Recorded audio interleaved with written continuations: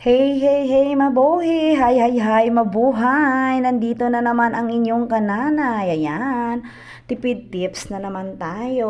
It's my kari-kari ala Ebon daw. Ayan, tingnan nyo guys kasi may nakita ako ang kari-kari powder sa aming reps. Ganon na, reps talaga.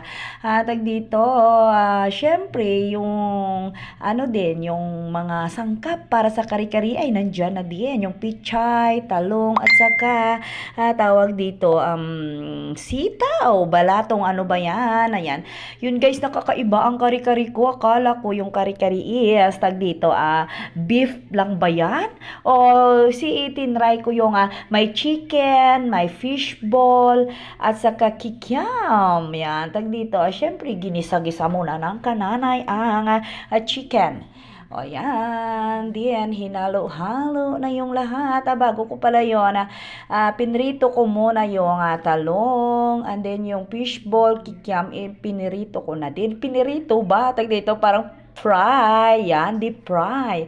Ayan, tawag dito, ayan, ginisa natin yan. And then, after nyan, syempre, pagkatapos nating halu-haluin ang mga sangkap ng kari-kari daw natin, ala ibon na kari-kari, ayan, tinignan nyo na, tingnan nyo, syempre, lagyan natin ng water para pabulaan natin ng 3 minutes, 5 minutes, ayan, luto na yan, okay na yan, ayan.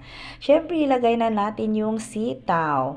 And then, kumukulo-kulo, katulad ng iyong dugo na kumukulo-kulo. O, diba? Tag dito, lagyan natin ng, lagay na natin yung ating talong bayan. O, diba? Nalagay na din yan ng pichay. Kaso, hindi ko nakuna ng video na paglagay ko ng pichay. Yung talong kasi is, ano yan, pinrito ko siya. Yan, luto na. Ang bilis-bilis, o, diba? Parang kari-kari din siya, guys. Ang sarap, promise. Kasi nga, naubos din. Ayan.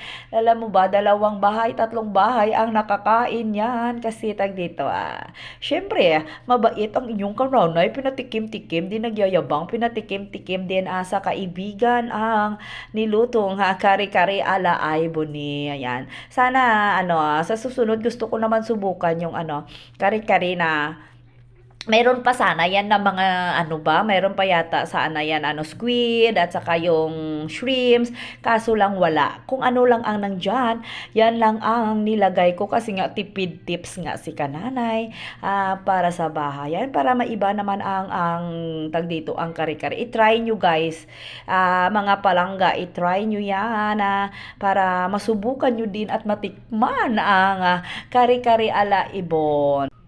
Alam nyo ba na lang yan, parang 150 pesos yata ang nagastos dyan kasi nga meron na dito sa bahay. Yung iba na binili namin is lang, how much lang. Ayan guys, thank you for watching. Bye!